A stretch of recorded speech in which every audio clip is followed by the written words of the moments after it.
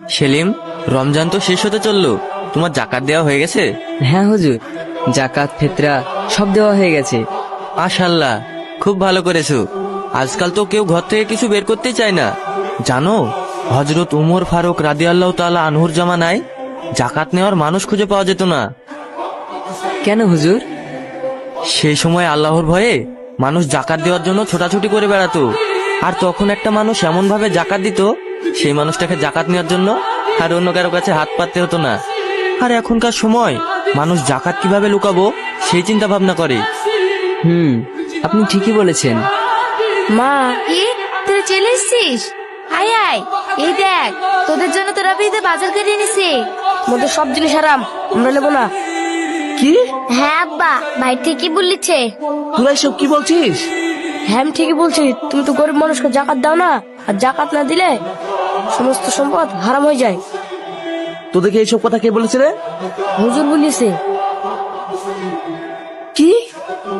হুজুরের এত বড় সাহস! আমার ছেলে মেয়েকে আবল তাবল বুঝিয়েছে। যত হুজুরের কাছে। হুজুর, আরে টনি ভাই, আপনি? তোমার ছেলে মেয়েকে কি বলেছেন? মানে কি সয় সম্পত্তি সব হারাম?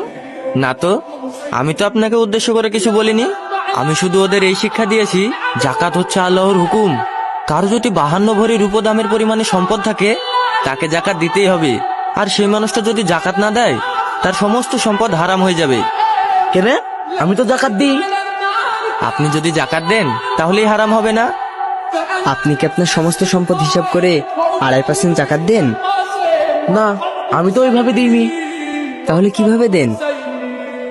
ওই 10-20 হাজার টাকা শাড়ি রুঙি কিনি, রমজান মাসে গরিব মানুষকে দিয়ে দিই। নিজের ইচ্ছা মতো জাকাত দিলে তো হবে না। আল্লাহ যেটা হুকুম, আপনাকে সেই পরিমাণ জাকাত দিতে হবে।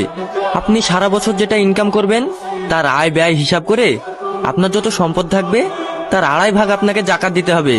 যে সঠিক হিসাব করে জাকাত দেবে না, তার সমস্ত সম্পদ হারাম হয়ে যাবে। আপনি কি চান আপনার সমস্ত সম্পদ হারাম হয়ে যাক? হুজুর, আমি তো জানতাম না জাকাত কি জিনিস। আর জেনে শুনে তো হারাম খাওয়া যায় না।